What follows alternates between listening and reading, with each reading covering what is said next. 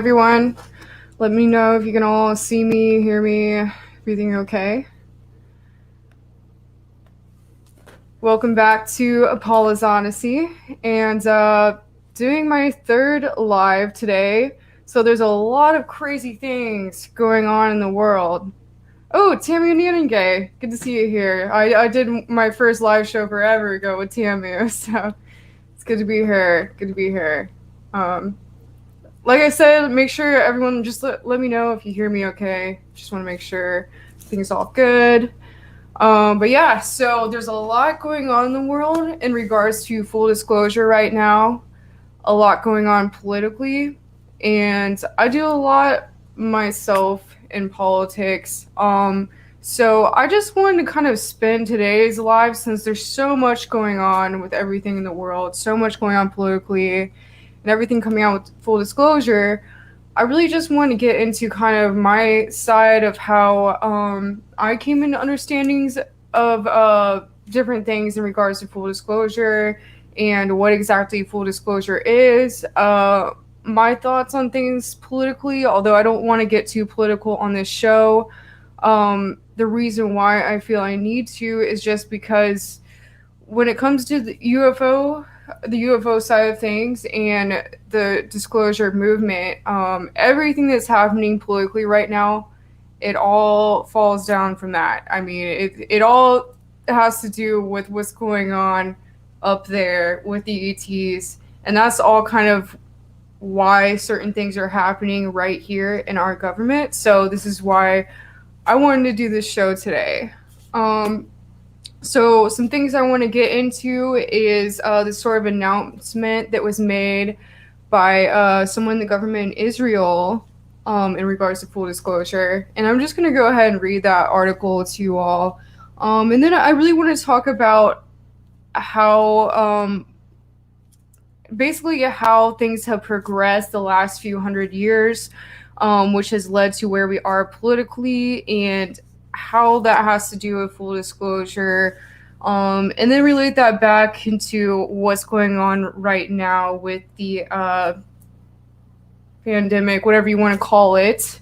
I'm trying to not say certain words on here, by the way, just because I am about to be monetized soon, I believe. So I just want to be careful. So yeah, I'm going to try to watch for that. But yeah, I mean, I want to relate that all back to the transhumanism, which I am not for, by the way. And, you know, I want to talk about what that has to do with AI and relate that all back to the idea of full disclosure, what it means. And basically, you know, I do want to talk a little bit about what is going on politically in America right now with the stuff that's going on in the government. And I keep saying this in this way, again, I want to like not say things outright, certain words, just because I don't want to get this flagged or anything like that. So yeah, I'm going to try to work with that today. But yeah, I mean, it all circles back to ETs. Everything that's going on right now, it all circles back to ETs. And if you are listening and you have no idea about the disclosure movement, nothing that's going on right now, you know, you're kind of you're probably going to think I'm a crazy person. You know, it's probably going to seem like a lot. But I am going to share with you guys today a few different books. So one thing I'm doing on the show is I'm going to be doing book reviews, because books are important to me. It's kind of how I explore myself. And, you know, and even if you're not into reading, I'm going to be sharing basically the way these books have inspired me and what I have learned from them. So it doesn't matter if you don't care about reading these books. I mean, really, what I'm mostly sharing with you all is what I have learned from these books. And if you do want to read them, great. That's awesome. Good for you. So, let me think how, you know, this is a lot I have to get into. So I'm trying to think of where to start and how to get into it. So, you know, oh, and by the way, oh wait, okay, let me just start out by saying this. I do think that the administration right now may very well be bringing about full disclosure and what is going on in the government as regards to the presidential process that is happening, I feel very strongly about, and I don't really want to get to which side I'm on, all that stuff, because I'm not a Republican and I'm not a Democrat. I just want to say that. I am a libertarian, I believe. And yeah, so I feel like what's going on right now with our current administration has been very interesting, because I don't think he technically considers himself as one side or the other either. And I've been very involved politically with this foundation called the Free and Equal Elections Committee, which basically what we're trying to do is get rid of the two-party system so that all parties can run on an equal platform. So that's more voices, more choices. Everyone can run on an equal platform. That way there's not this division that's going on in the government.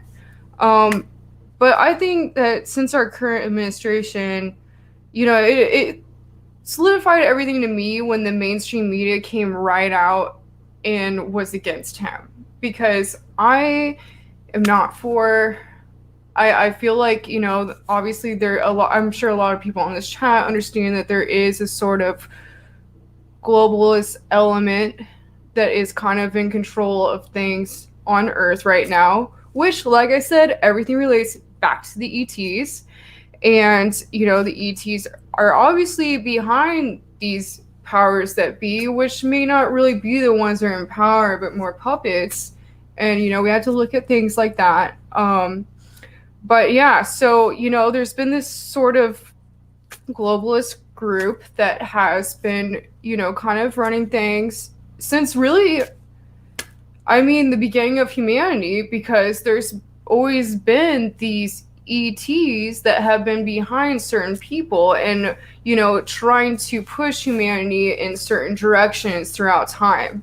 And I will get into my favorite books on that and everything in a minute. But first, I want to share with you all the article that came out today. I'm just going to go ahead and read this full article just because it's so important. I don't want to get anything wrong with my facts here, so I just want to read it to you all. So if you've already heard this article, just, I'm giving it to you again. It's very short, so I'm going to read it here. And by the way, I wish I could pull up articles on my screen, but I really haven't figured out how to do that properly yet. So, yeah, I'm going to just read it right now. So this is from the Daily Wire. It says the former head of Israel's space division says that aliens are real. Trump was on the verge of confirming. So retired Israeli general and current professor of Haim Eshed told a newspaper in Israel that not only are aliens real, but that the U.S. and Israeli governments have been working with them, and President Donald Trump was recently on the verge of confirming their existence. Eshed, I'm not sure if I'm pronouncing this right, I'm sorry, but Eshed, who retired in 2011 as the head of the Defense Ministry's Space Division, served as the head of Israel's space security program for nearly 30 years and is a 3-time recipient of the Israel Security Award. The Jerusalem Post reported he explained that the Israel and U.S. have been dealing with aliens for years. Eshed reportedly told Yediot Aharonot, the UFOs, and this is a direct quote, the UFOs have asked not to publish that they are here. Humanity is not ready yet. And if you're just hearing it right now, by the way, this is 100% factual mainstream media. Well, there are more factual mainstream media news organizations. So this is mainstream news here. The UFOs have asked not to publish that they are here. Humanity is not ready yet. Trump was on the verge of revealing, but the aliens in the Galactic Federation are saying, wait, let people calm down first. They don't want to start a mass hysteria, and they want to make us sane and understanding. They have been waiting for humanity to evolve and reach a stage where we will generally understand what space and spaceships are. There's an agreement between the U.S. government and the aliens. They signed a contract with us to do experiments here. And by us, they're saying Israel, Israel defense minister is speaking here. They too are researching, as in the US. US is also researching and trying to understand the whole fabric of the universe, and they want us as helpers. There's an underground base. Oh, I'm sorry. I mean, by they're saying the extraterrestrials. So they too, as in the ETs, are researching and trying to understand the whole fabric of the universe, and they want us as helpers. There's an underground base in the depths of Mars where their representatives are and also are American astronauts. That's very important. I mean, they're straight up saying this. This is a very important person in government in Israel. So this is insane. I mean, our government hasn't even told us that we have people on Mars yet. They're saying, oh, we're going there in, 10 years with Elon Musk. Nope. That's not what Israel is saying today. Sorry. So it continues. If I had come up with what I'm saying 5 years ago, I would have been hospitalized. Wherever I've gone with this academia, they've said the man has lost his mind. Today, they're already talking differently. I have nothing to lose. I've received my degrees and awards, and I am respected in universities abroad, where the trend is also changing. The 87-year-old claims are far-fetched, and there have been little to no evidence released by officials to back up his claims. Eshed's claims only a few months after the U.S. Department of Defense released a statement announcing the establishment of the Unidentified Aerial Phenomena Task Force. On August 4, 2020, Deputy Secretary of Defense David L. Norquist approved the establishment of Unidentified Aerial Phenomena Task Force. The Department of the Navy, under the cognizance of the Office of the Undersecretary of Defense for Intelligence and Security, will lead the UAPTF. The Department of Defense established the UAPTF to improve its understanding of and gain insight into the nature and origins of UAPs. The mission of the task force is to detect, analyze, and catalog UAPs that could potentially pose a threat to U.S. national security. A DoD has stated previously, the safety of our personnel and security of operations are a paramount concern.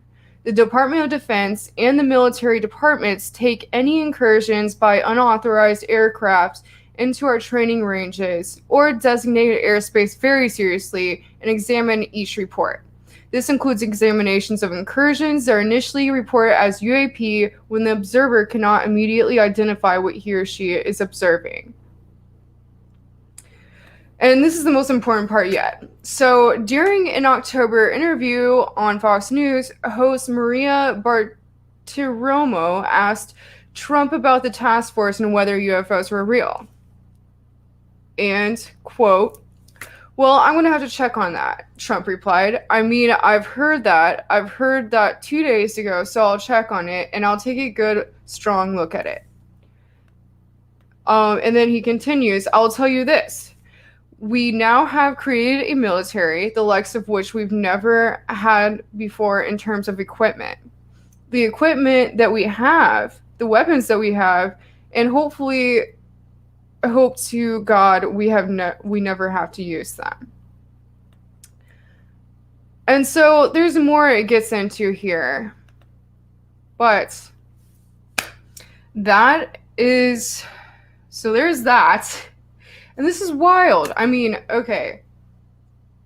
I mean, this guy is obviously very credible, And what's interesting with Israel is there are a lot of things in regards to ancient aliens technology and ancient aliens in general that have been found in Israel because Israel is kind of the motherland. That's where that's kind of the main area where that was like ancient Sumer was in that area or around that area. I mean, when I say, I guess I mean the whole Middle East. The whole Middle East is a very interesting place when it comes to ETs and ancient aliens, because that's where the Sumerian civilization was, which is one of the oldest civilizations we really have on record.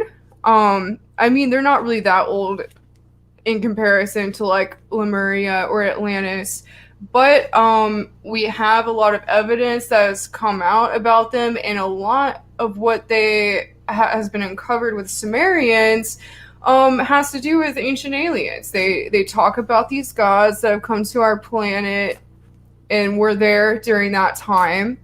And they talk a lot in these, tablets that have been found. A lot of it is published in Zachariah Sitchin's work, by the way. But since then, different archaeologists, they found that his original translations weren't necessarily the best. So it has been changed a little since then.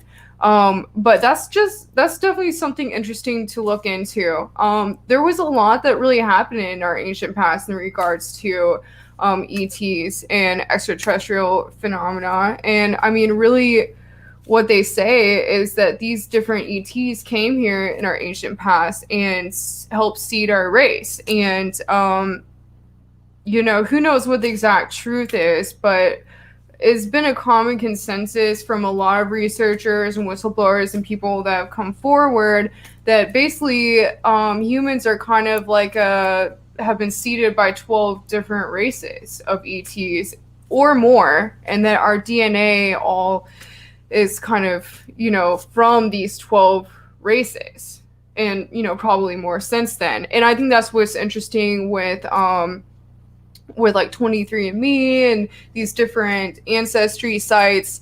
I've been told by a lot of insiders that have come forward that these sites, what they're really originally about is it's not really to help people find their long lost cousins or whatever. It's actually, they're trying to figure out what races every single person is descended from. So they're actually, taking our DNA to like, help us or whatever, but really they're like looking at all of our records and trying to pinpoint what everyone is mixed with and where exactly they're descended from. So that's very interesting in of itself. Here, let me take a drink of water real quick. This water is Starfire water, by the way. This great company in LA makes it. It has monatomic gold in it, which also, if you don't know about monatomic gold, was very important in ancient times, around the time that I was just talking about Sumeria and in ancient Egypt, etc. But anyway, so I'm trying to think of how I'm going to get into all of this because it's a lot to cover. I think I'm going to start with, the ancient times, work our way down to now, or up to now. So this is a great book that talks a lot about the ancient origins of ETs and how they came to our planet. I really like the subtitle here. So this is Alien World Order by Lynn Kasten, by the way. And I met Lynn Kasten at a conference about 2-3 years ago. It was a Stargate to the Cosmos was the conference, and it was in New Mexico. And I would like to bring him on the show sometime. He's actually a very overlooked person in the UFO community. Not many people really know about him. And I think he's a really incredible person. And this book is really incredible. But yeah, the subtitle to this book is The Reptilian Plan to Divide and Conquer the Human Race. So what's crazy about this book is that it actually starts from the very, very beginning. I mean, the very beginning. So they, it starts with a Native American's account of, and this Native American was called Morning Sky. And so his account was that apparently these ETs had come to him and explained basically the beginnings of the reptilians, how they came to be, how they evolved to become what they are, and how they came to our planet. Which is crazy because this isn't really mentioned anywhere else. And I mean, this is a very detailed, epic story. And it really gets into the idea of,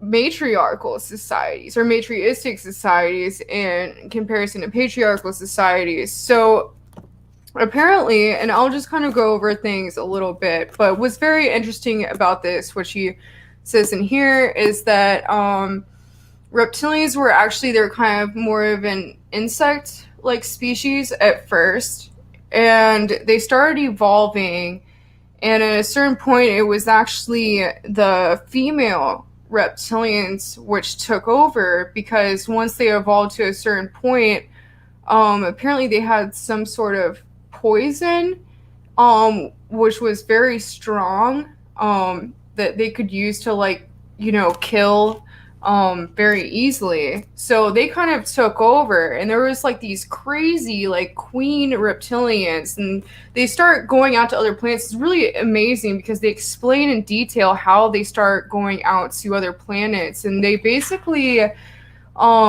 use like the way, apparently there's these sort of like waves in the cosmos. It's like they can almost like ride these sort of waves around the cosmos. So they kind of started doing that. I think there was I read this book a while ago, so it's the details are a little fuzzy to me right now, but it's just very interesting because there's obviously all these other races that were already around, but they were the ones, they really started wanting to conquer all these different star systems, and they started doing that by hollowing out different planets. Like if you look at Star Wars, the idea of the Death Star, it's very interesting because that's kind of the same concept. They would take these small, well, they were like moons or small planets, they would haul them out and actually have their entire, civilization in them, and they would just kind of ride it around. They knew how to sort of,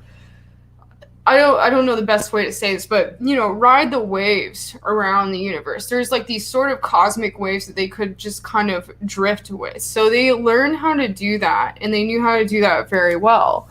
And so it really gets into detail about how they started conquering these other star systems. There was the there's other beings like the Lyrans, and there's many, mantis beings, there's many different other races out there, but they just really became this like superpower race. And it was actually these female reptilians that were running everything, and they were like very insane, and they kind of like lost it. And it's kind of like shows the dark side of the divine feminine. Like the dark side of divine feminine is obviously competition, and also that women in general are just very intuitive, so a lot of times they're steps and steps ahead of men, I guess.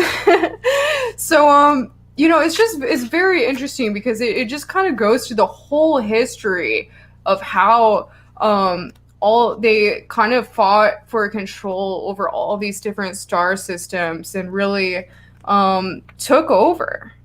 And then it gets into so apparently, I'm a little fuzzy on the details now, but it talks about when they get to our star system, when they get to and at the time, obviously, there was a planet between Earth and Mars, and I believe it was called Tiamat. And this planet, and Earth and Mars were populated by ancient races, and this planet in between them, this race, the reptilians, they came and they had a war they tried to take over these planets, and then obviously Tiamat ends up exploding in the battle, and these races that were left over from Mars end up crash landing on Earth. So, or some of them in planets, they end up crash landing on Earth, and with whatever was left of their technology, whatever they could salvage and bring. And there was obviously these wars on the surface of Mars too, which is why Mars actually was once a very populated, advanced civilization, and that's why you can see pyramids and different structures on the surface of Mars. So, which is interesting from the article I just read earlier about this, former head of Israel Space Agency, I believe it was, and what he said about American astronauts already having done work on Mars. So it's all very interesting what is coming out right now. And yeah, so I was back. Okay, so fast forward a little bit, obviously there was these wars on these other planets. And basically, humanity kind of had to start over during this time. I mean, I'm not sure what exactly the race was that was on our planet at the time. I think it was, like I said, a mix between different races. But then there was this crash landed race from Mars, which was there too. And I believe the reptilians kind of left during this time. And then there was the Anunnaki obviously came in a little later, and I think we all know the story with that, which goes down to Sumerian times. But so fast forward through all that. So basically, the Anunnaki, they start working with humans, and they kind of help seed us, supposedly. But people like to take that story and make it like, oh, we're actually just a worker race and we're just, slaves to these ETs. But that's not the case. I mean, we were around before, or whatever it was that we were before. We were already here. We were just mixed with these other races. And I think we've been constantly seeded even more since then. So that's something to keep in mind. But what's interesting is we had a more spiritual aspect to us, which Kasten explains in Alien World Order, the reptilians do not have. They don't have these other, there's these other aspects to them that we have. We have these different powers that they do not have. So it's very interesting. So basically, we, since the beginning of time, since the beginning of human history, we've had these sort of ET elements kind of, watching over us and, maybe messing with us genetically. That's the whole idea of the Garden of Eden. What were they doing at the Garden of Eden? The Garden of Eden is actually supposedly Gobekli Tepe. If you haven't heard of Gobekli Tepe, research that and look into that. It was actually uncovered in ancient Mesopotamia is where it was located, which is I believe the eastern, southeastern side of Turkey now. So Gobekli Tepe is a very interesting place because there's all these it's actually dated, I believe, 140,000 years old, some of the oldest parts of it, which is much older than a lot of structures that have been found on Earth. And in some books by Graham Handcock, and there's another book on Gobekli Tepe. I didn't think about that before I did this. I should have brought it with me right now, but I mean, it's in the other room. Maybe I'll grab it later. But anyway, there's this great book on Gobekli Tepe, and they really get into detail of the inscriptions that have been discovered on this these structures. And basically they're these like round structures, and they're all kind of, gathered in this one area, and they were purposely covered up. I mean, at one point, which they've dated it seems to be around 11,500 years ago, they took all these stones and filled these structures up and buried them purposely. So it's almost like they're a time capsule. Like they knew something was going to happen, which actually around the time the Great Flood happens, and they knew something was going to happen. So they basically buried this place like a time capsule, and it was just really uncovered around 2014. So, that's very interesting. And what has been shown on the structure is like there's a lot about DNA and these god beings messing with human DNA. So you can actually see that all over the structures, and they were saying that that's what is supposedly the Garden of Eden, or the place where they created life. So that's a very interesting place, and like I said, I encourage you to look into all this, and especially that yourself. Look into Gobekli Tepe. Very interesting place, and I would love to go there someday. I hope to go there soon, actually. But okay, so fast forward, there's obviously a lot that happens around 11,500 years ago. I think before this time of the Great Flood, which was a very important time in human history, I think before this happened, I think ETs were actually, there were representatives of the Anunnaki and different races that were actually here on Earth and, like among humans. And you can actually, it makes a lot of sense when you think about it, when you look at, ancient paintings or I mean, like ancient glyphs and statues and things from around the world. And what's also interesting about the time the Garden of Eden place, like I was saying with Gobekli Tepe, is that that not only were they messing with human DNA, but they were messing with other animals as well. So they were actually mixing different animals and creating different things. And that's why you get all these ancient mythological stories of chimeras, because what are chimeras? They're just, different animals that have been mixed. Their DNA was mixed with other animals. So you get like, the half horse, half humans, or, hippogriffs and crazy things like that. I mean, I think that all these mythologies were actually real things that happened. That's why during the time of the Greeks and the time of the early Egyptians, they had all these stories because they were actual things that were happening around that time. I mean, and it's been said that a lot of, the humans that were around, so basically, they had created all these things, and then they knew that a cataclysm was about to hit Earth. So this was around 11,500 years ago. They knew a cataclysm was about to hit Earth, which, I mean, maybe possibly they tried to cause. And because a lot of, some of these ETs, they were looking at the whole situation here like, oh my God, like, basically, like, they had created these beings with souls, and they're like, oh, is this right what we did? So that's the way some of them were looking at it. And then some of them were disgusted because, some of these ETs had started mating with humans, and that's where you get the verse in the Bible, which was like the children of God came down to the children of men. That whole part. So there's a lot of interesting things that happen around that time, and I'm saying a lot here. I know I'm saying a lot here, but I'm trying to bring it back to the present day. But anyway, so this was all happening, and I think it's very likely that they purposely caused this cataclysm, but maybe not. Maybe it was already coming. And so that's another thing that's very interesting that you can look at is so the humans around that time, all these ETs had left because they knew something was coming, whether they had purposely done it or not. They knew something was coming, so they left. And the humans at the time are just left with all these chimeras and all this weird stuff going around. They're scared of them, but the ETs had told them before they left to not mess with them.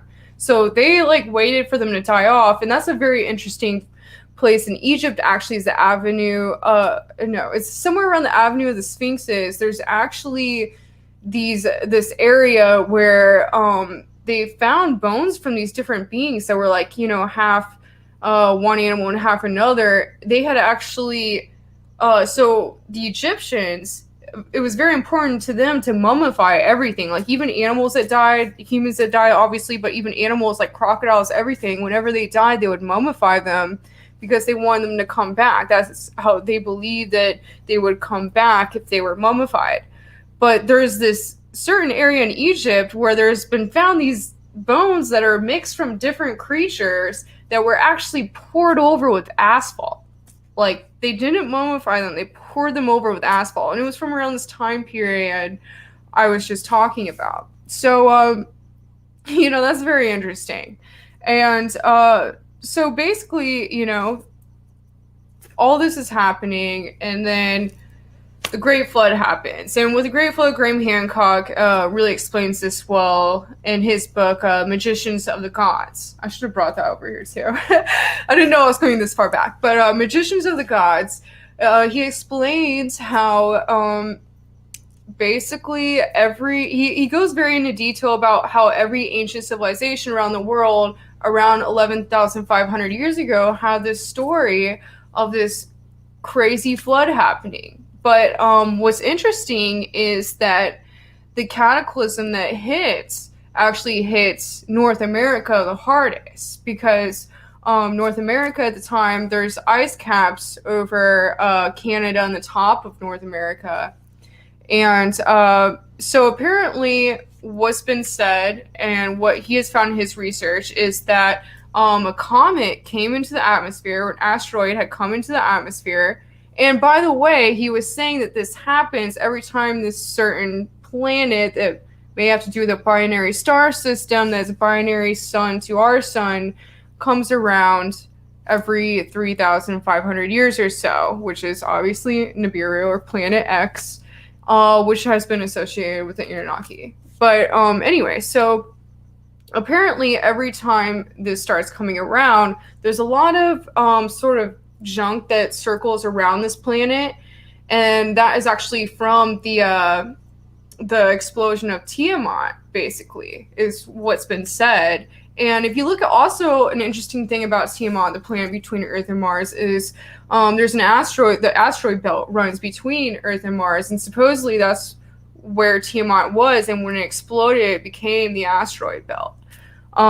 So basically, this asteroid, there's all this junk that's going around this planet. It comes through, and around this time, every 3,500 years, I believe it is, it comes through, and there's all this junk circling around it. So every time this happens, it's like the Earth is going through, is like a person trying to walk across or run across a 6-lane highway without being hit. That's very much like what it is. So apparently, 11,500 years ago, as I was saying, this planet or this comet comes in to our atmosphere, and it breaks apart in the atmosphere, and pieces of it hit North America and some in the Atlantic Ocean and Northern Europe. So when this happens, America was actually, it actually used to have monkeys. Because there was continent-wide wildfires from the flash, there was a shockwave that hit, and the sort of flash actually caused continent-wide wildfires. And that's why we don't have monkeys in America. We used to have monkeys in America before this time. So all the trees, burned, and there was the shockwave instantly flash melted the ice caps that were over North America and Canada at the time. So all this water comes rushing down, and there's this one place in Washington where it shows, if you are like a geologist, you can see that actually it had made a waterfall that was like 10 times bigger and more powerful than the Niagara Falls within the space of 2 weeks, because all this water had come rushing in. So there was actually all these ancient civilizations in North America that were could have been very advanced at the time. They had pyramids, everything else. And I got into this in other talks. But, basically what I'm saying is, so relating that to go back to Gobekli Tepe, basically, there was all these stories from all these ancient civilizations around the world of this flood happening. But before it, there had been, ancient aliens had basically walked the planet, and there's all this evidence of it. I mean, it's too hard to not see evidence of it. I mean, it's everywhere. And so that had happened before this time, the time of the Great Flood. Then the flood happens, whether, this cataclysm had happened on purpose or if they knew it was going to happen, whatever happened with that. The flood happens, and, most of the human civilization is taken out. Even though, on other continents, it wasn't necessarily hit as hard. What was interesting about all the fires, the continent-wide wildfires, is that all the ash came up in the atmosphere, and it blocked out the sun all around the entire planet.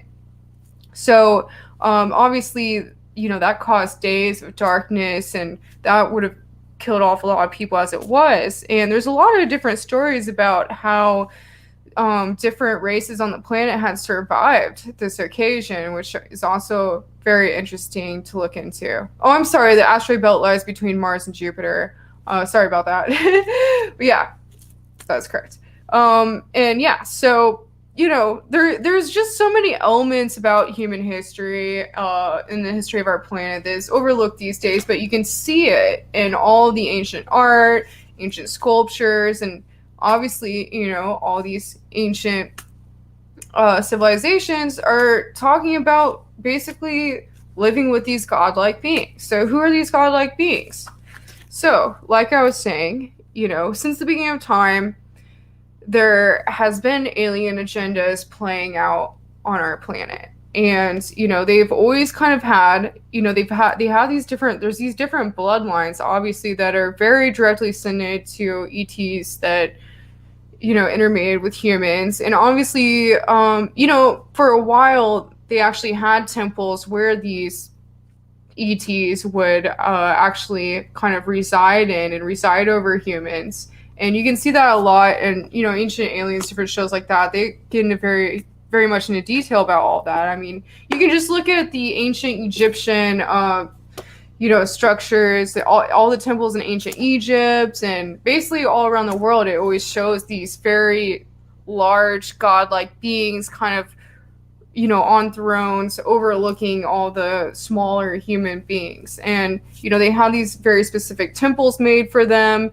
And I think, there were different ones that were put in place. There were different places to reside over everything.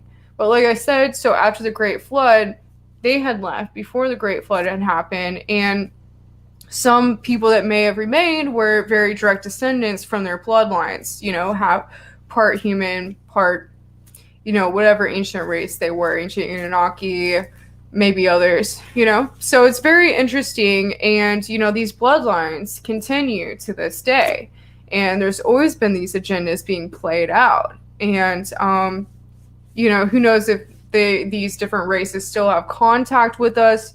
I think from my understanding, they had lost contact for a long time after the flood had happened, because it was such a cataclysmic event. They may have actually thought that most of us would die out, and I think a lot of us did, But what's interesting about this book, like I was saying, was it starts from that ancient story and it brings it all the way forward to the present day, and how, these different bloodlines have been essentially affecting what has been happening in our governments and politics all around the world since the beginning of, our modern history.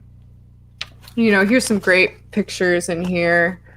There's all these, and like I said, it's not all bad ETs, there's always these negative agendas, these negative ATs, but at the same time, there's benevolent ETs. There's many benevolent races, and as I was reading in the article that I mentioned earlier to you all from Israel's space head of space administration, I believe it was, is that there is a Galactic Federation of Light, as was mentioned in the article I read earlier. There is a Galactic Federation of Light, but they don't feel, apparently the ETs don't feel that we are ready for full disclosure.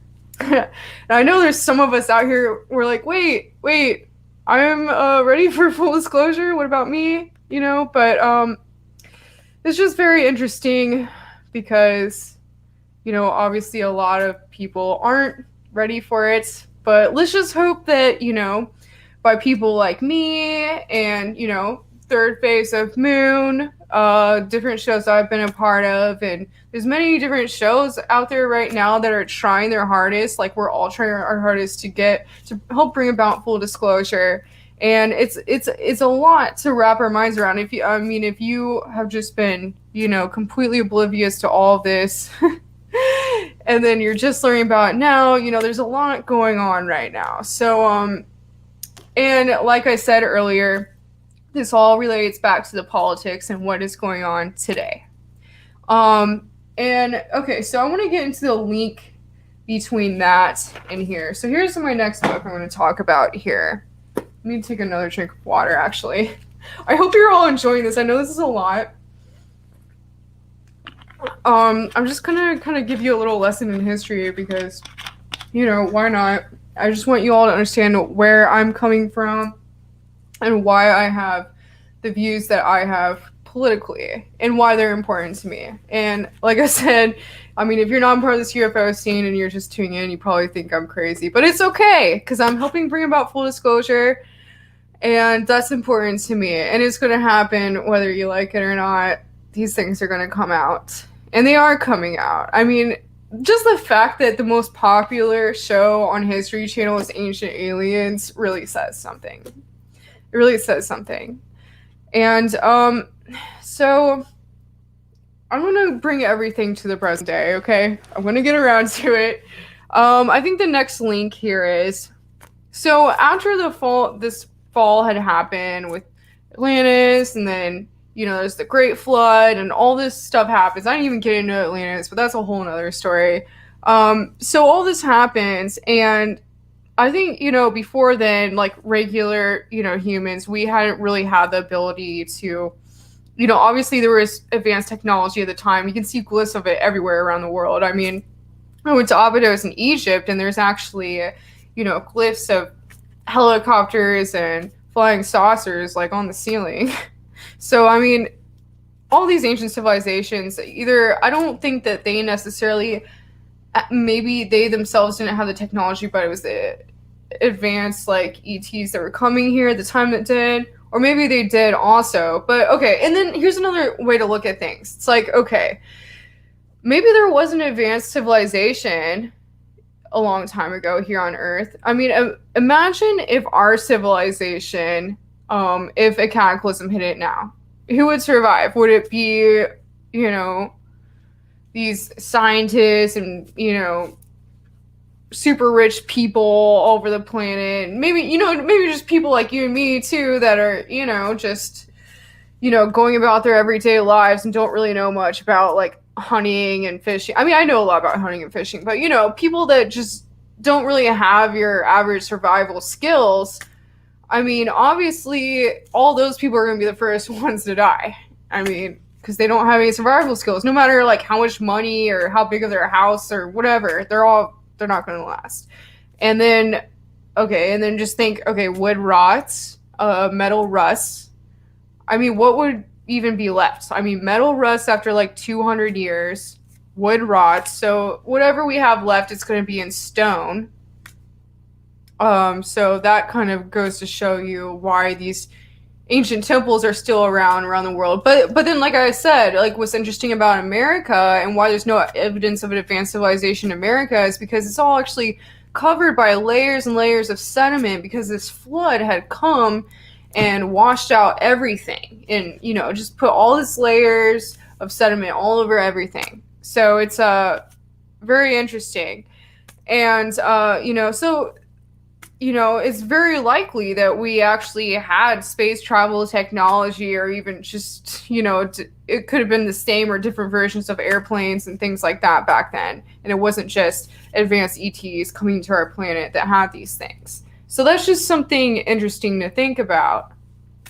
So, okay, so now we're at this time where, everything had fallen, the Great Flood happens, and basically the western part of the world and eastern part of the world are separated for hundreds of years. There's no way people can get across the ocean because we lost all of our technology. Almost everyone died. And so these two civilizations, which are, the West, I'm here in California, and then there's the East, China, and then the Middle East, all these different areas, whoever's left there.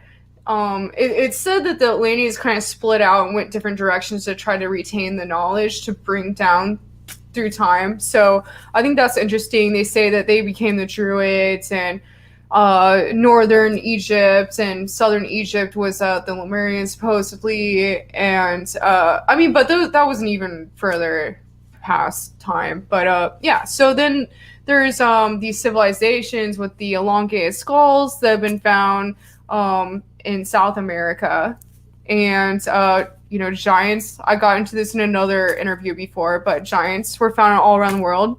Oh, actually, that's coming out with Brad Olson soon, so stay tuned for that. We're going to get into detail about the giants and the evidence that have been found about them from around the world.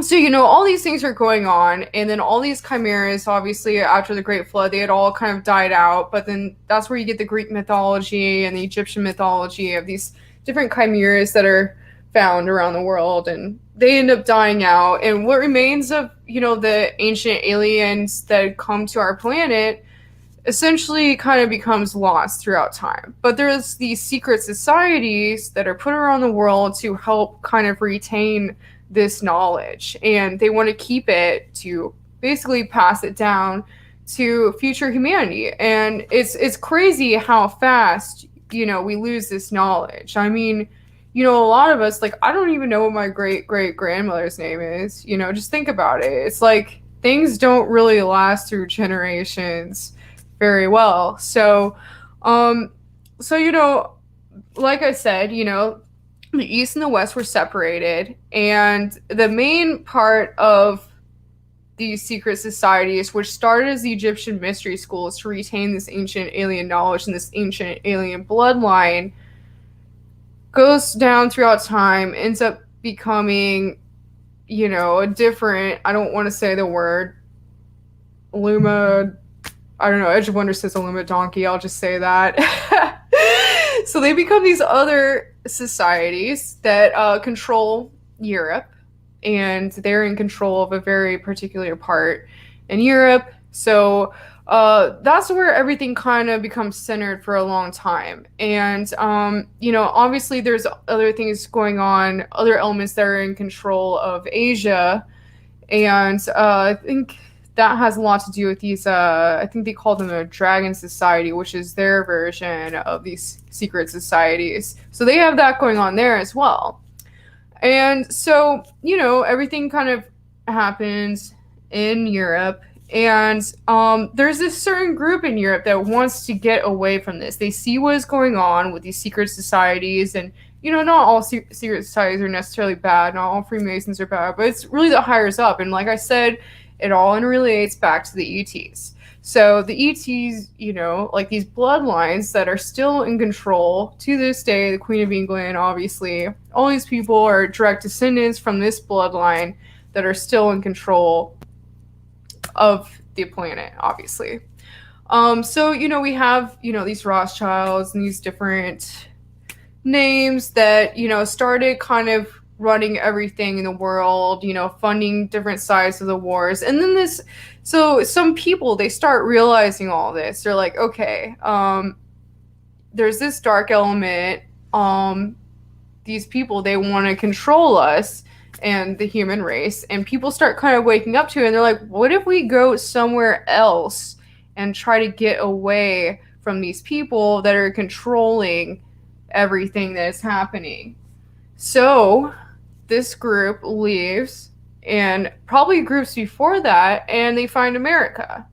And so this is really how America becomes founded. And obviously, there's the whole story of Christopher Columbus and Native Americans dying, all that horrible stuff. But really, the main idea of America was this group comes here and they want to get away from this globalist society that is controlling everything. So they come to America, and they end up founding America.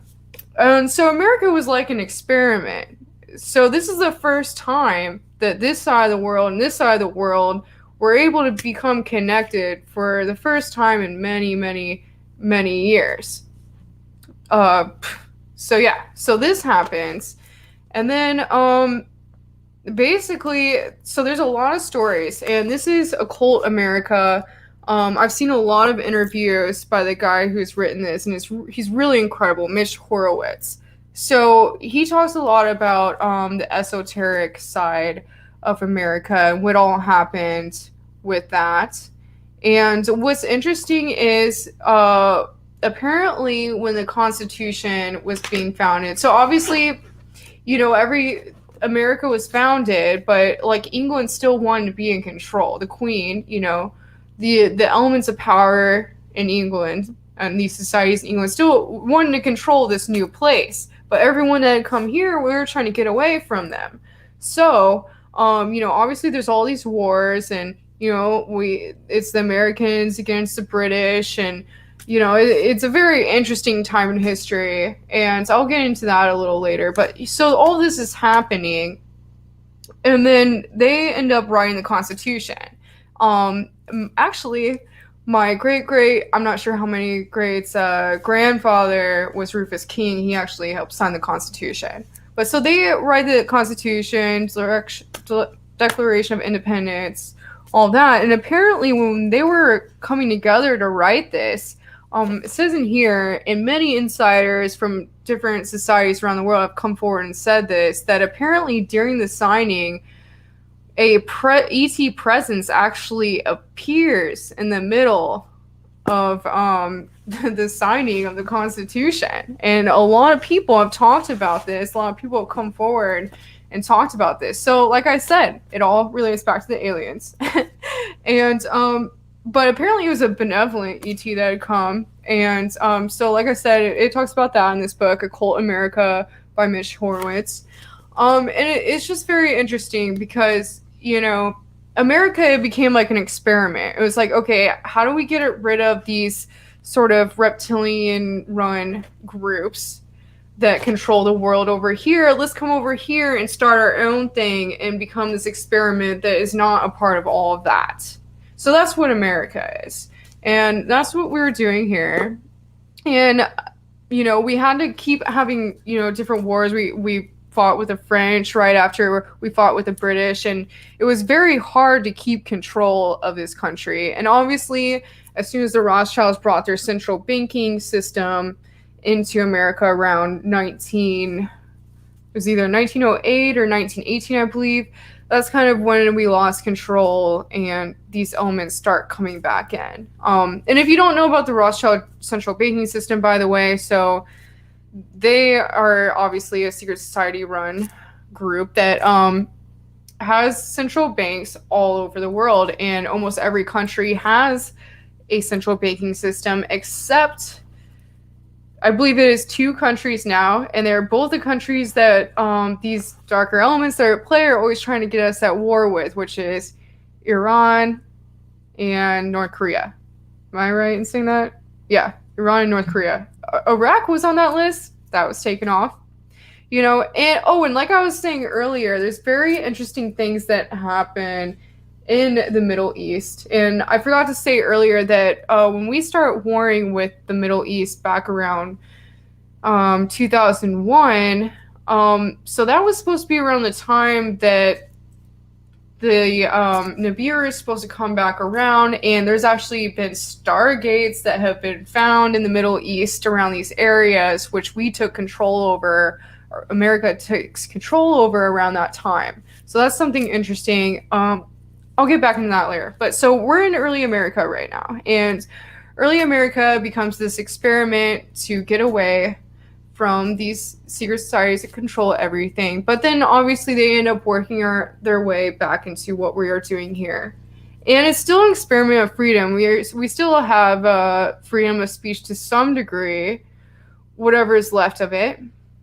But obviously there's been this whole agenda. There's this whole agenda that is being played out right now, and I could say a lot of things, but I'll probably get my show taken down. So I gotta be very careful. But okay, so let's go to World War II now. So World War I happens, World War II happens, and basically when these times in history happen, I mean, obviously they were paid for by both, I mean, all the central banking systems, they paid for both sides of these wars. And obviously it was, you know, they were just trying to kill off as many people as possible. And, you know, it all comes back to the ETs and the bloodlines and the secret societies, like I was saying. So all these things are happening. And then, so World War II comes around and the Nazi regime happens. And basically, you know, what is going on right now in America is very much similar to what was happening there back then. I'm sorry, around the world. I'm not just saying America right now. So, you know, they start kind of taking people's freedoms one by one. And, you know, I don't know what all I can say here without, you know, I don't know. I'm trying to think of how to say everything without being taken down. But, you know, so it's very similar to what is happening during the Nazi regime. And it's kind of a little scary. So, obviously when the Nazi regime happened, one of the things was, okay, they made all the Jewish people give up their guns.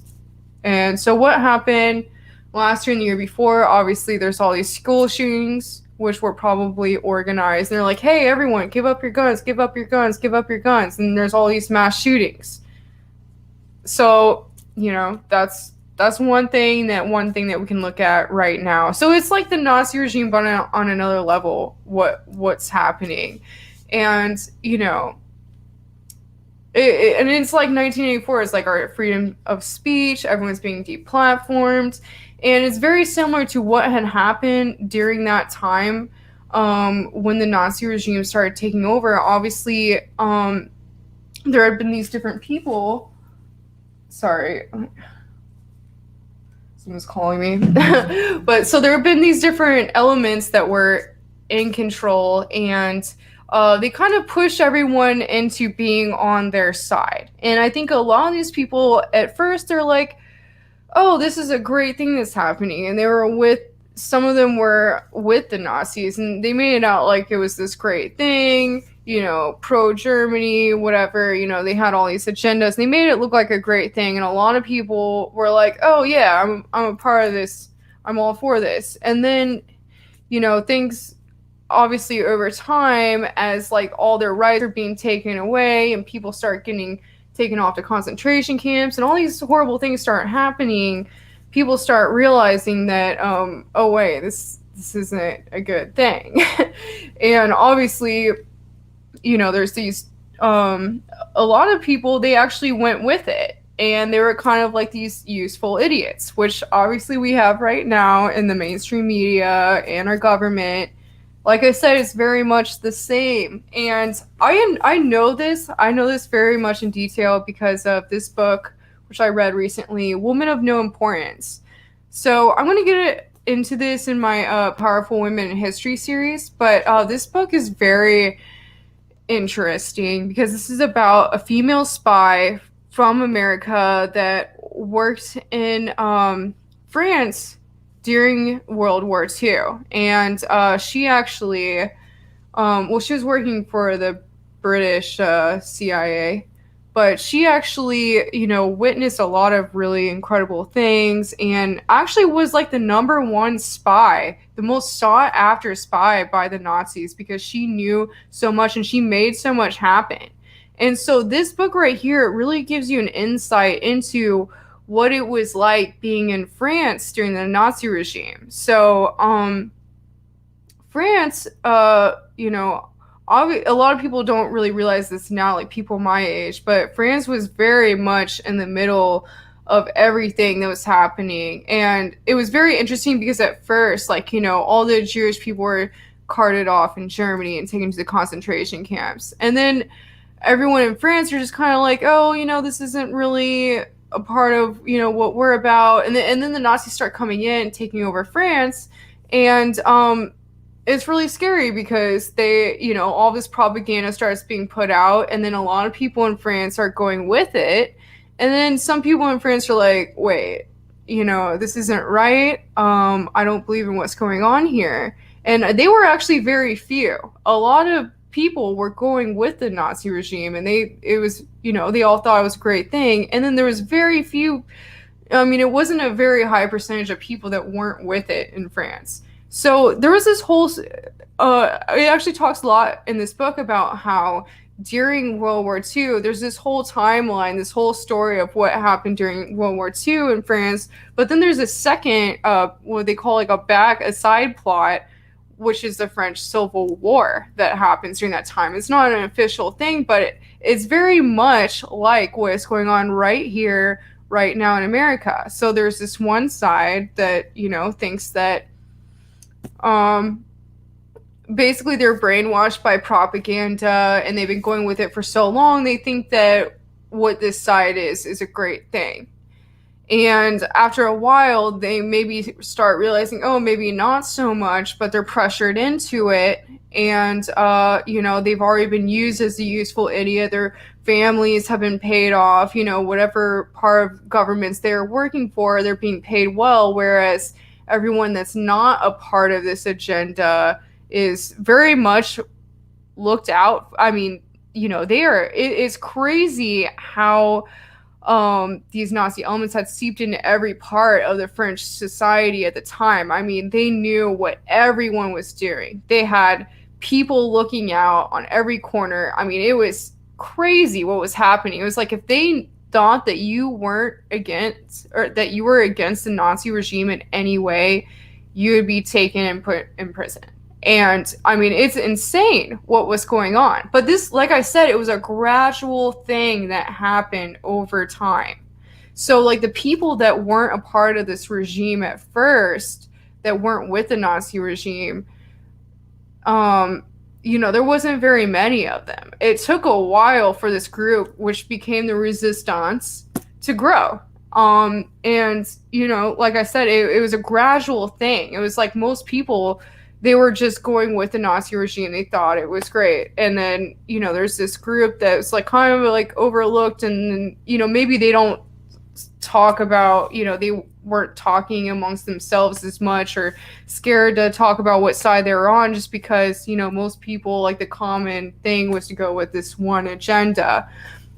But obviously as time goes on, it's really crazy. In this book, they really talk about, I mean, it goes into detail about, how crazy it was to be there during this time. And like, you couldn't even, look or seem or any way seem like you were against the Nazi regime, or you were taken to prison, and like your family would be killed. People were tortured.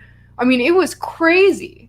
And like I said, it really worries me because I feel like things may or may not be going in that direction now.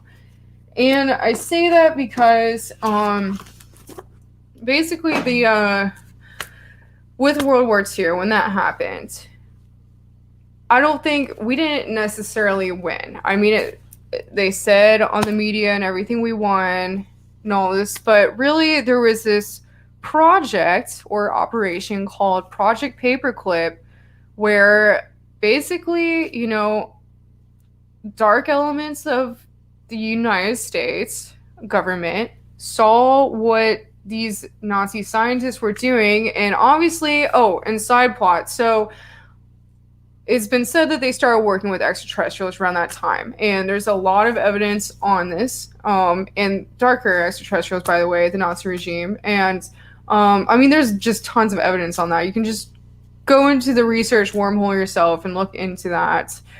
But, so Nazis started working with reptilians, and they started these different programs. It's been said they started the secret space program, and there's many whistleblowers that have come out about that. They started working with different technologies, anti-gravity technologies. And so our government saw what they were doing, and through this operation called Project Paperclip, after we supposedly win the war, we bring all the top Nazi scientists over to America. So this gets into, there's different things you can look at on this, which I probably shouldn't talk about on here, which is Agenda 2030. Look into that. Depopulation agendas. And Project Paperclip. Just look into all these things. They are all real things that have happened. They're all real conspiracies, and they're facts. And look into all these yourself. But so I feel like we've covered a lot here. So basically, that's my whole recap on history, and I feel like what is happening right now politically, basically, we're in, I'm sorry to say this, it seems like we are in a Fourth Reich here, currently at this time. And it's very unfortunate, and, we can see our powers are being taken away in every way they can, and they're doing everything they can to take our powers away. And yep, you were right about that. Occam's razor: fear, division, dependency, control, obey to continue covering up secret realities. So, like I said at the beginning of this, alien world order, the reptilian plan to divide and conquer humanity. So what's all going on right now? I mean, if you look at it in every aspect of everything, I mean, forget what's happening around the world, just here in America it's like they're trying to push a race war, which obviously me and a lot of other people are not having. We don't want to have anything to do with it, you know?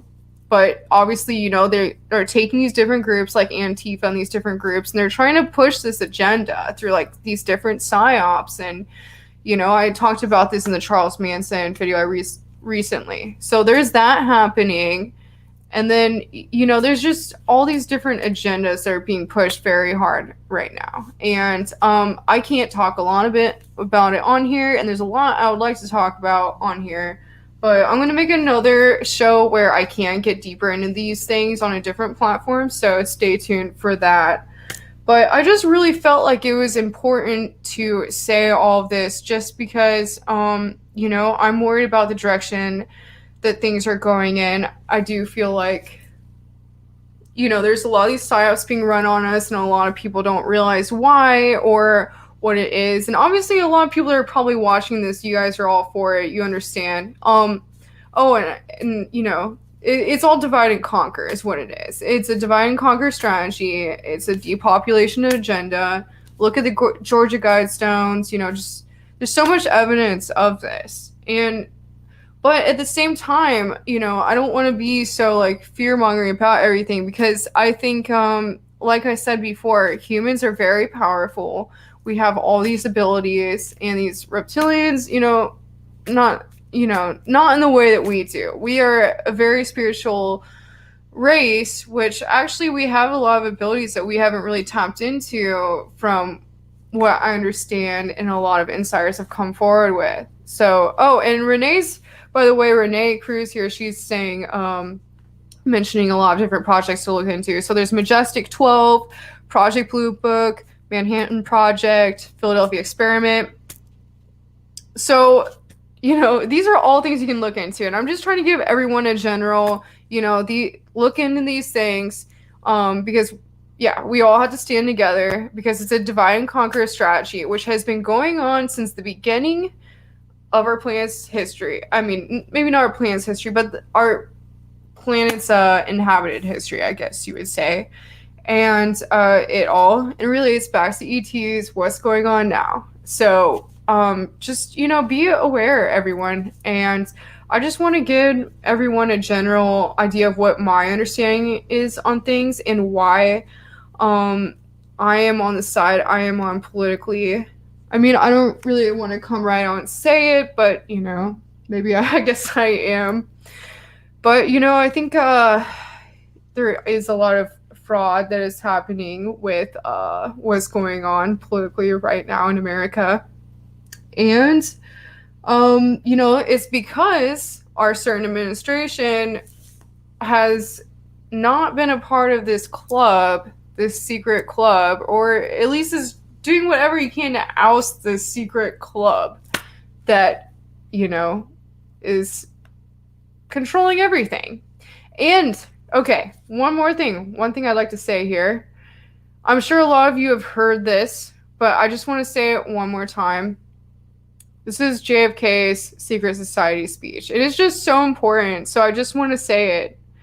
Because it's so important what's happening right now. And obviously he was killed right after he gave the speech, very soon after. So I just want to say this speech. Okay, so he says, "The very word secrecy is repugnant in a free and open society, and we are, as a people, inherently and historically opposed to secret societies, to secret oaths, and to secret proceedings. We decided long ago that dangers of excessive and unwarranted concealment of pertinent facts far outweigh the dangers which are cited to justify it."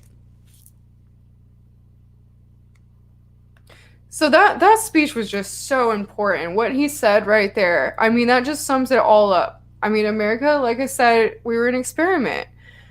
A freedom experiment, an experiment to get away from these societies that were running everything, which, as I've been saying this whole time, all stem from the ETs and these different races. So what is going on right now is it seems that they're pulling out all stops to try to have complete control over everything, to get their Agenda 2030 and their New World Order and all these different things. You know, it's all happening right now. And it's really wild what's happening right now. But I just want to give everyone my understanding of the way I view everything. And it probably sounds really crazy. And I haven't even touched the AI transhumanism topic. Oh, wow. I said I was going to talk about that. Okay, I mean, obviously, that would be a great way to infiltrate us and control us. Think about it. If you're an ET race that is nefarious, not a benevolent one, what would be a great way to control us without having to necessarily be here? So, you know, a lot of people are saying in these different shots, I don't want to say the word, there's these nanobots that can basically be controlled through AI. And so that obviously is transhumanism. And, you know, at the same time, also Elon Musk is working on the Neuralink, which is obviously about to be rolled out. I mean, I know many people that have been a part of this and are working on different things for it. And it's very unfortunate because it's like, okay, what are we doing here? And where are we going with all this? And who's like deciding that we want all this? Because I don't want this, and I know a lot of people I know don't want this. And unfortunately, a large majority of our society is just going along with it because, like I said, there's a lot of useful idiots out there, unfortunately, and a lot of people that are just easily manipulated and easily controlled. And it's unfortunate. So I just want to give everyone a general understanding, and that's just the way I feel about everything that's happened in the world, politically, what's going on right now. And, you know, it's kind of unfortunate, these certain agendas that are going on. But at the same time, obviously, so like I was saying earlier with this Israel space, the head of space and what was he again? The head of space, space administration or whatever it is in Israel. He came forward and said that the Galactic Federation of Light is a thing and they're out there and they don't want us a part of, they don't think that we're ready for disclosure, unfortunately. Yes, third phase of moon, you missed the beginning of my talk, but I got very into detail about the breaking news with Israel's military space program. And I basically said the whole history of the world with ET agendas, and then led it back to the present day. So there you go. But yeah, so I forget what was my train of thought here. Yeah, it was very informative and it was a lot. I basically summed up like 400,000 years in about an hour. So yeah. So that's what's going on right now. And, you know, basically this person that is very high up in politics in Israel is saying that, yeah, you know, our America, we've been working with ETs. Oh, and I forgot to mention earlier, that's probably since around the time of Roswell and obviously the Nazi regime and all that. It all happened around the same time as when we started working with ETs again for the first time since the ancient aliens had been coming to our planet predating the Great Flood. So I think really there was a gap there. I think before the Great Flood, you know, ancient ETs had been coming back and forth and were living here. And then before the Great Flood, they all left. And there was this gap where humans were just kind of left to figure it all out and evolve however we may. And, you know, and then, which has led us to where we're at now. And I think ETs have been coming back and working with us since probably recent history. So, you know, I think, you know, the common consensus is around the late 30s, early 40s was really when we started working with these other races again. And obviously you can get that from Eisenhower talks a lot about that, and his great-great-granddaughter Laura Eisenhower talks a lot about that. And yeah, so there's all this evidence coming out, and so basically, apparently, this Galactic Federation of Light, they had said that they don't think that we as humans are ready for full disclosure at this time, that they think that everyone is going to be freaking out about it. Yes, I mentioned all this earlier, third phase of moon. But yeah, so, it's kind of like, okay, so a lot of us out here, we've been a part of this for a long time, and we've been trying to move forward, full disclosure. So, I think a lot of us are ready for this, and we want to see it happen. But it takes every person evolving and waking up and understanding what is going on. Because we can't, I think a lot of our political leaders, I mean, they almost have to be, keeping these secrets, just because if they don't, then everyone's going to, and then they just come out and say everything, like, people are going to freak out. So it's like, okay, everyone needs to just start, looking into things and researching things, because, a lot of us are already there, and we're waiting for the rest of everyone to, start looking into things for themselves and waking up.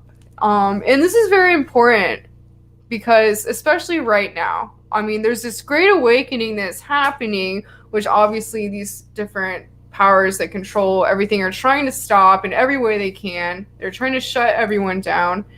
And it's just, it's crazy what is happening right now. And it's like, is it going to go this way or is it going to go this way? So, it's really crazy. And like I said, it's a great awakening. It really is. But it takes every person understanding so we can combat this, because there's these different elements that are a little worrisome that are happening. And that's why I am on a certain side that I am on politically, because I believe, that this side is against everything that is happening with these different societies. So that is why I am going to DC this weekend, and I will be reporting for Fake Checkers. So if you haven't subscribed to Fake Checkers yet, make sure you check them out on YouTube.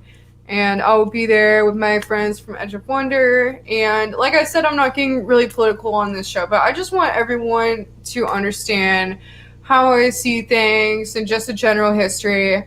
Someone was asking about the books I was talking about again. Here, let me pull this up. Okay, so the first one is Alien World Order by Kasten, which I would love to interview him, by the way. He's a very not as known in the scene for some reason, just because he really keeps to himself, but he's a very knowledgeable person, and he talks about the reptilian divide and conquer agenda that has been happening, how they started and how everything is played out all the way to the present day, or really, like, I guess, early America, because this book came out probably like 10 years ago or so. But definitely recommend this. And this is by Kasten. Okay, and then so this is Occult America by Mitch Horowitz, and that talks about what happened with the ETs and regards to the signing of the Constitution and the American experiment. I'll put these in the description later after everything's uploaded. And then this, this doesn't really have to do with ETs like I was saying, but it's just very great book that describes kind of what happened with the Civil War in France during the Nazi regime, and how it's just great to read, because it gives you a good understanding of what is happening right now in the present day and what to watch out for. Yeah, so definitely look into this. This is Woman of No Importance by Sonia Purnell. And this was a freaking incredible, really, really, really amazing book. So definitely read that. All right, I think I covered a lot here. Does anyone have any questions?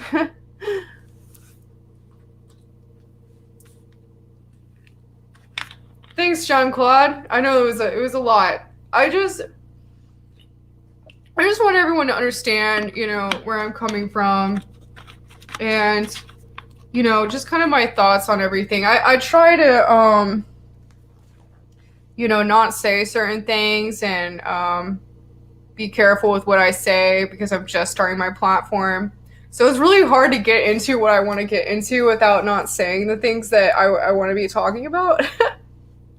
Yeah, I'll be definitely interviewing more people in the UFO Team Maria. I mean, that's usually all that I'm about, what I'm doing. I've been doing interviews for Third Phase of Moon for a while now, and I'm normally at conferences all the time. That's normally all I'm doing. I'm speaking and selling my spears at conferences, but obviously conferences aren't really a thing right now, unfortunately. So, yeah. So, does anyone have any questions? Travis. Yeah, I would love to interview Travis Walton. Like I said, there's a ton of people I would love to interview, and I need to start reaching out to them. But I kind of want to like interview some people I know more personally on here, so I'm kind of getting that together, and then I'm going to expand to like the super super well-known people and get them on here. I want to build my channel a little more first, which I think is going pretty well, by the way. Someone said, anyone see the explosion next to the sun on that satellite that's always on the sun? I don't know anything about that. That's very interesting. I'll have to look into that. I don't think I took any of my videos down. I took down one like older video, but no, I've had everything up. But yeah, like I said, all my interviews, most of my interviews are on Third Phase of Moon, and I have some interviews coming up here. I have one with Brad Olson, which I need to release. It's actually been done for a long time. It's mostly on Giants and his new book. But we've been waiting for his book to come out on the printer. So that's probably going to come out December 11th, or I'll be in DC over the weekend. So maybe after I get back from DC, I'll be releasing that. Yeah, 2.22 subscribers. That's very interesting, right? I have not read The Dark Star by Andy Lloyd. That sounds very interesting, though. I would love to. All right, well, my phone's been blowing up, and, I was supposed to get to dinner a while ago, so crazy recap, I just kind of tried to encompass, like, the entire world history in an hour, and I did the best I could with it. And, like I said, all the darker elements of what's going on in the world, I would like to very much delve into that, but it's just so hard because I can't say certain words on here. And yeah, so I did the best I could. What am I doing in DC? Well, I am going to be examining the fraud that is happening with what's going on politically in America right now. So that's what I am going to be reporting on in DC. Really excited about that. There's a very special event happening on Saturday the 12th, and I will be there with some friends from other parts of the country, and it's going to be interesting. I might actually do a live on Friday night when I get there from my hotel room. So yeah, thanks everyone. Thank you all for being here. Like I said, just keep in mind everything that's going on right now, it all goes back to the ETs. So, just please, if you don't know about some of the things I mentioned here, these different operations and projects and agendas and blah, blah, blah, please just go look into it and research it. It's all facts that I'm saying here. And it sounds really crazy, but it's true. Because the truth is actually much stranger than fiction. All right. See you later, guys. Until next time, over and out.